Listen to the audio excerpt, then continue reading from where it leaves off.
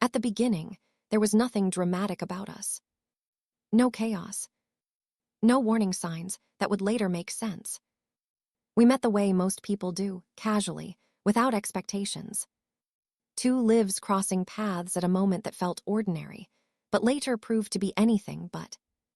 They were attentive, consistent, present in a way that made me feel chosen. And that's how trust begins, quietly. Not through promises, but through repetition. Showing up. Calling when they said they would. Remembering small details that didn't seem important at the time. We built routines before we built dreams. Coffee in the mornings. Messages during the day. Long conversations at night that blurred into silence, not because there was nothing left to say, but because it felt safe not to speak. That safety became the foundation of everything. When people talk about love, they often focus on intensity. But real attachment grows in predictability. And for a long time, everything was predictable. Until it was. The first change was subtle enough to ignore. A delay in replies. A distracted tone. An absence that was explained away easily. Work stress. Fatigue. Life. I didn't question it, because questioning requires suspicion, and I didn't have any. That's the dangerous thing about trust. It disables your defenses. I still remember the moment I felt something shift. Not a discovery. Not evidence. Just a feeling. A quiet discomfort that arrived without explanation. They were sitting next to me, scrolling through their phone, smiling at something I couldn't see. And instead of curiosity, I felt distance. I asked what they were smiling at. They said, nothing important. And for the first time, that answer didn't feel true. Still, I said nothing. Because calling out a feeling without proof feels unreasonable. And nobody wants to be unreasonable. Weeks passed. The distance grew, but never enough to justify confrontation. That's how emotional separation works. It stays just below the surface. They were still there. Still affectionate. Still saying the right things. But something essential was missing. Presence without intimacy. Words without depth. I convinced myself this was normal.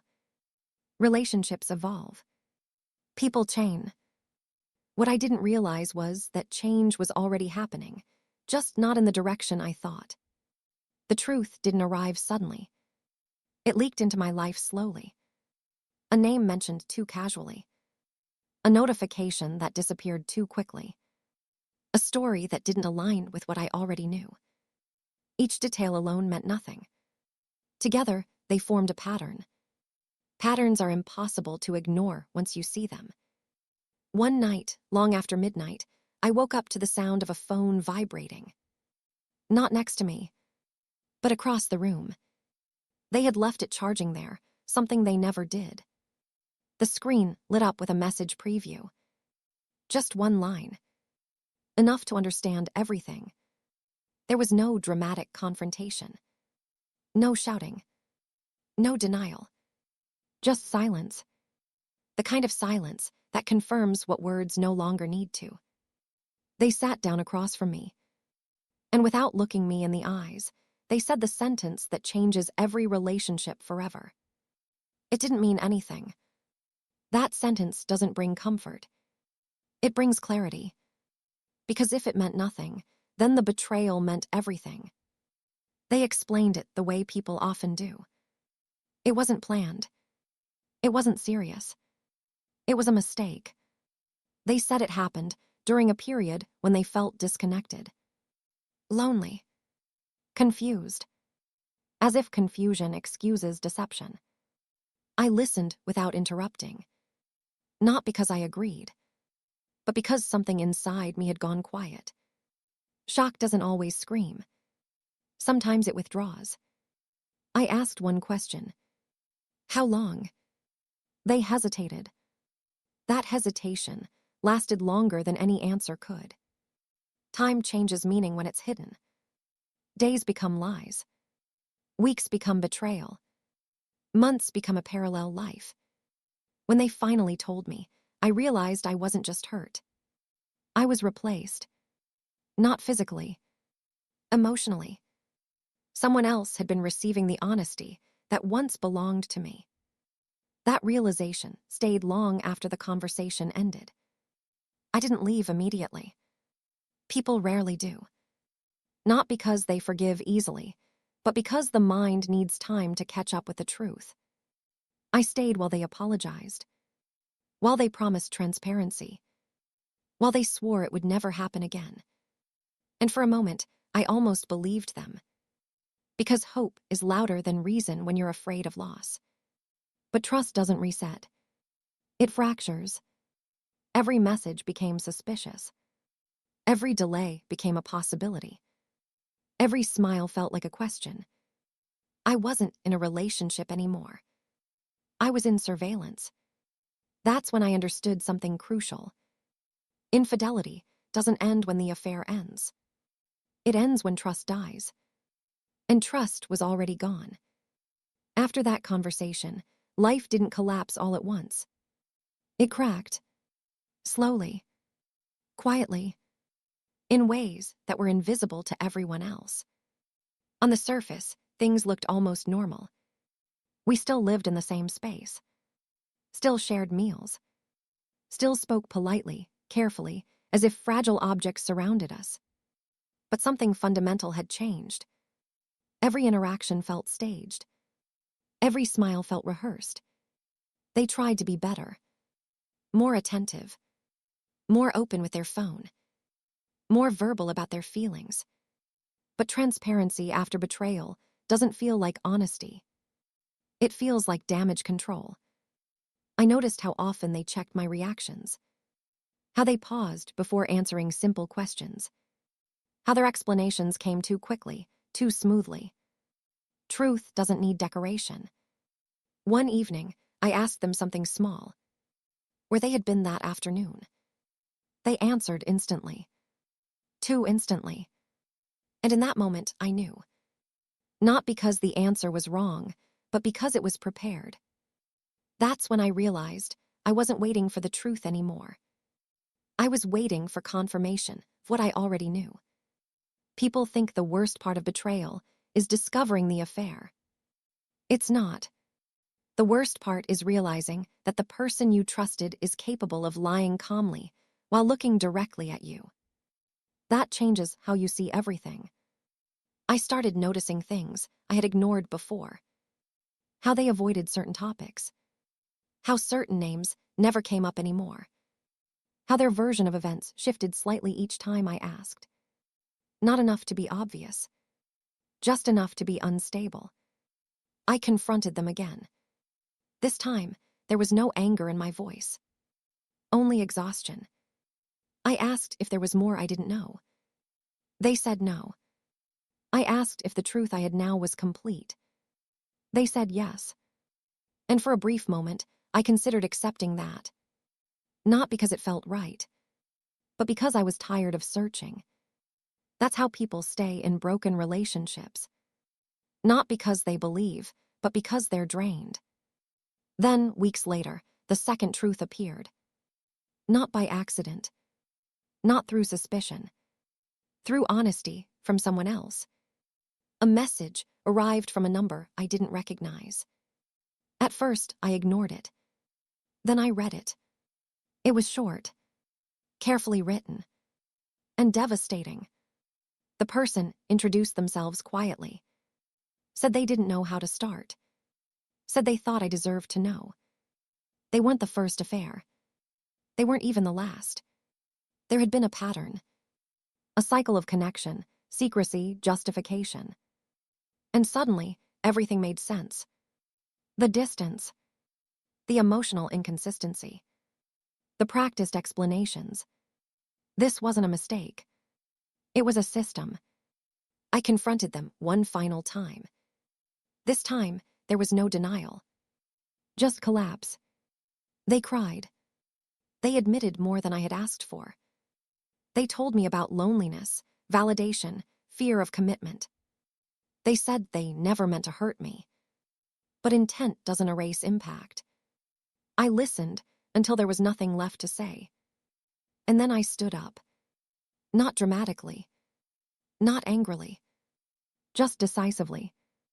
Leaving didn't feel empowering. It felt empty, like walking away from a building that had already burned down. The days after separation were disorienting. Not painful in the way people expect, but surreal. I kept reaching for my phone to share things that no longer mattered to anyone else. I kept expecting messages that never came. Loss doesn't announce itself. It echoes. Friends asked how I was doing. I said I was okay. Because explaining the complexity of betrayal feels impossible. How do you describe the loss of trust in your own judgment? The embarrassment of not seeing what was happening. The grief of realizing you loved someone who never truly chose you. I went through phases. Anger, sadness, numbness, sometimes all in the same day. There were moments when I missed them. Not who they were, but who I thought they were. That distinction took time to understand. I wasn't grieving a person. I was grieving an illusion. Slowly, I began to rebuild. Not myself, but my sense of reality. I learned to trust my instincts again. To believe discomfort without evidence. To stop explaining away red flags in the name of love. I understood something crucial. Betrayal doesn't come from a lack of love. It comes from a lack of integrity. And integrity cannot be negotiated. Months later, I ran into them by chance. They looked smaller somehow. Less confident. They told me they were trying to change. That they regretted everything. That they finally understood what they lost. I listened politely. But regret after consequences is not accountability. And growth that begins with loss doesn't undo the damage. Walking away that day felt different. Not painful. Final. Because closure isn't something someone gives you. It's something you decide. Time doesn't heal betrayal. At least, not in the way people like to say it does. Time doesn't erase what happened, and it doesn't soften the truth. What time does is create distance, enough space to finally see things clearly. After everything ended, I spent a long time alone. Not isolated. Just intentionally quiet. I needed silence to understand what I had lived through. At first, the quiet was unbearable. There were no distractions, no explanations, no arguments to replay. Just my own thoughts. And those thoughts were uncomfortable. I realized how much of myself I had adjusted to make the relationship work. How many instincts I had dismissed.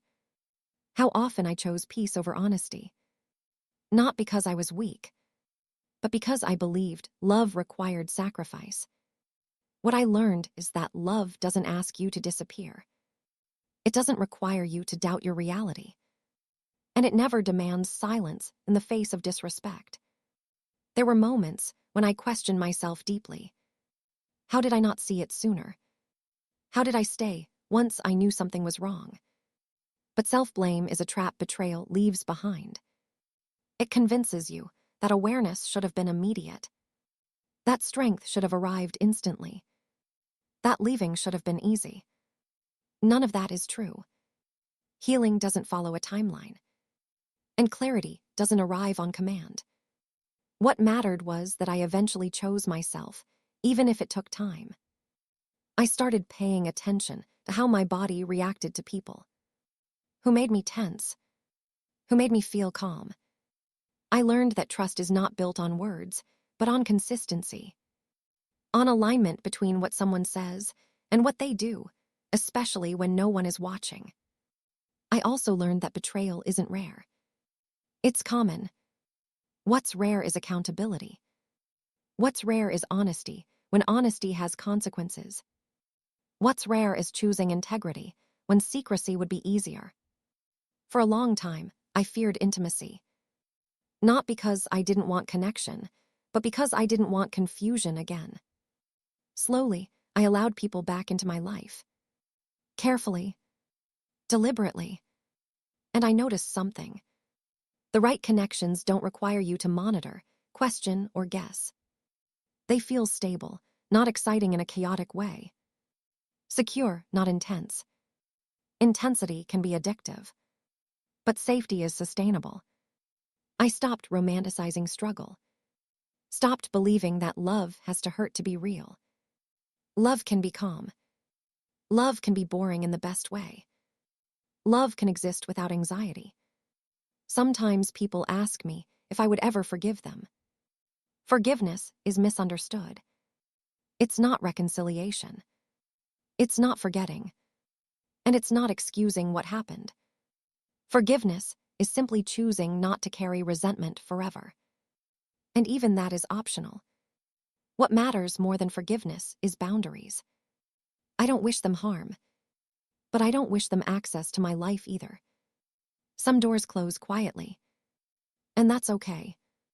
Looking back now, I don't see the betrayal as the worst thing that happened to me.